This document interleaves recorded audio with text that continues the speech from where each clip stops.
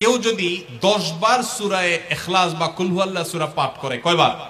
10 বার, রাতে দিনে যে কোনো সময় 10 বার যদি কেউ কুল হুয়াল্লাহ সূরা পাঠ করে, আল্লাহর নবী সাল্লাল্লাহু আলাইহি সাল্লামের হাদিসে ওয়াদা রয়েছে আল্লাহ তাআলা ওই ব্যক্তির জন্য জান্নাতে একটা বিশাল প্রাসাদ নির্মাণ করবে।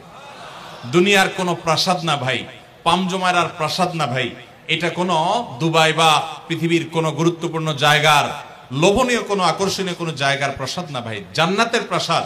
দুনিয়ার প্রাসাদ রেখে চলে যেতে হবে, জান্নাতের প্রাসাদ যে একবার পেয়ে যাবে অনন্ত অসীমকাল পর্যন্ত আর তার সেখান থেকে বের হতে হবে না, তার থেকে ছুটবে না। আল্লাহ আমাদের সবাইকে ফজিলত অর্জন করার তৌফিক দান করুন, আমিন।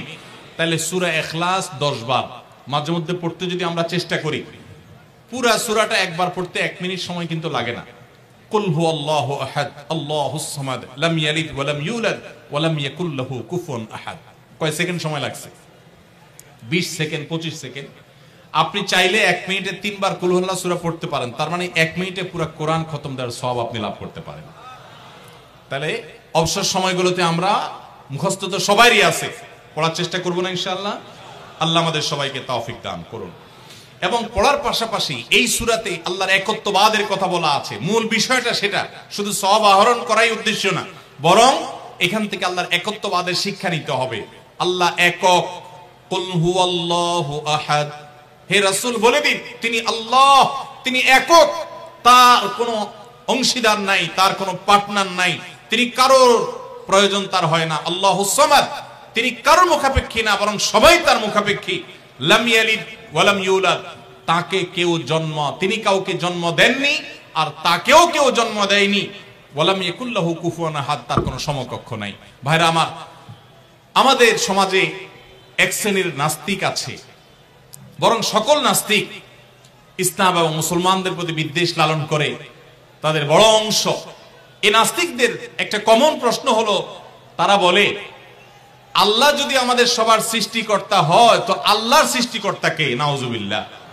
এরকম একটা প্রশ্ন নাস্তিকরা করে।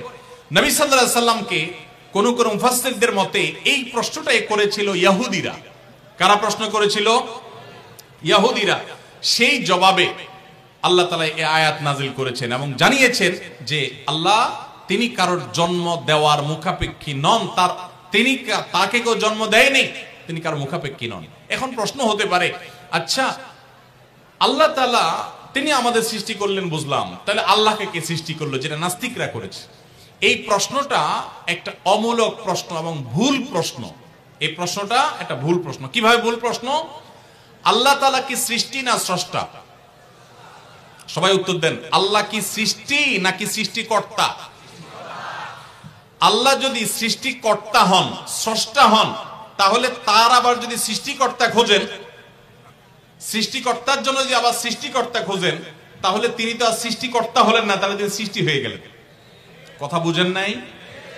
যার স্রষ্টা থাকে তাকে সৃষ্টি বলে। আমার একজন স্রষ্টা, এক সত্তা আছে, স্রষ্টা, যিনি আমাকে সৃষ্টি করেছেন, আপনাকে সৃষ্টি করেছেন, তাহলে আমরা হলাম সৃষ্টি। যাকে কেউ সৃষ্টি করে তিনি হলেন সৃষ্টি।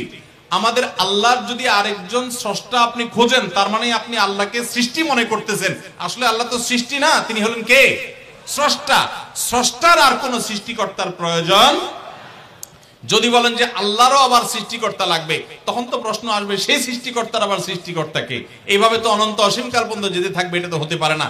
এই জন্য পৃথিবীর সব কিছু, সৃষ্টি জগতের সব কিছু কোনো কারণ ছাড়া হয় না। এক মহান সত্তা আল্লাহ রাব্বুল আলামিন, তিনি এমন এক সত্তা যে তিনি নিজে সবকিছু সৃষ্টিকর্তা, তাকে কেউ সৃষ্টি করেন নাই। তার আগে চিন্তা করে যদি আপনি হয়রান হন তো আল্লাহর কাছে পানা চাইবেন, বরং এই চিন্তা না করে আপনি আল্লাহর প্রতি ঈমান আনবেন, শয়তান থেকে পানা চাইবেন। এই যে তিন কুল, এই তিন কুলের আমল এত গুরুত্বপূর্ণ যে আপনাকে শয়তান যখন মনের ভিতর আল্লাহর অস্তিত্ব নিয়ে বাজে চিন্তা করায়, আমাদের কাছে যেসব প্রশ্ন আসে আজকাল, শত শত প্রশ্ন আসে যে হুজুর হঠাৎ করে মনের মধ্যে আল্লাহ সম্পর্কে বাজে চিন্তা আসে, খারাপ চিন্তা আসে, খারাপ কথা মনের মধ্যে আসে, এটা শয়তান করায়। এটা যখন মনের মধ্যে আসবে, সাথে সাথে আউযু বিল্লাহি মিনাশ শাইতানির রাজিম পড়বেন, এই সূরা ইখলাস ফালাক নাস পড়বেন এবং বাম দিকে প্রতীকী থুতু শুয়ের আগায় যে পরিমাণ থাকে এরকম থুতু বাম দিকে যদি নিক্ষেপ করেন এবং আউযু বিল্লাহ পাঠ করেন, আল্লাহ তাআলা শয়তান থেকে পানাহ দান করবেন। এবং মনে রাখবেন, মুসলমানের মনের ভিতরে আল্লাহ সম্পর্কে বাজে চিন্তা আসলে বুঝতে হবে যে ইবলিস হাজির হয়ে গেছে। কে হাজির হয়েছে? ইবলিস আমার মনের ভিতরে কুচিন্তা ঢুকাচ্ছে।